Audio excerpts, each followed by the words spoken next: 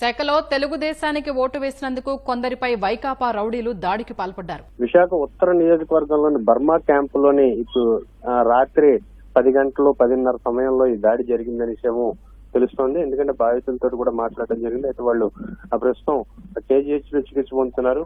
హైదరాబాద్ నుంచి వీళ్ళు ఓటు వేయడం కోసం ఇక్కడికి వచ్చారు. పోలింగ్ పూర్తి అయిన తర్వాత 10:30 ప్రాంతంలో రోడ్డు మీద మాట్లాడుకుంటున్న సమయంలో వాళ్ళు వచ్చి మద్యం మత్తులో వైసీపీ మద్దతుదారులు వచ్చాము, విచక్షణారహితంగా అక్కడ ఉన్న ఇటుకలతోటి వాటితోటేమో వెళ్లే తలలు పగలగొట్టడం జరిగింది. పల్నాడు జిల్లాలో 144 సెక్షన్ కొనసాగుతోంది. మరోవైపు పల్నాడులో పోలింగ్ రోజున విధ్వంసం సృష్టించడానికి వైసీపీ చేసిన కుట్రలు బయటపడ్డాయి. తాజాగా వైసీపీ నేతల ఇంట్లో నాటు బాంబులు లభ్యం కావడం తీవ్ర కలకలం రేపుతోంది.